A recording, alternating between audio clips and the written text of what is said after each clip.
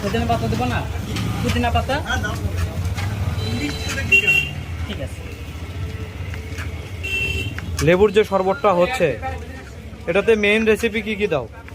এখানে আপনার পুদিনা পাতা আছে, বিট লবণ আছে, পুদিনা পাতা, বিট লবণ, আর হচ্ছে যে মেইন যেটা সেটা হচ্ছে যে লেবু, আর চিনি, একটু আর হচ্ছে চিনি, যে চিনি দাও একটু, আর বরফ কুচি। আর হচ্ছে আইচ।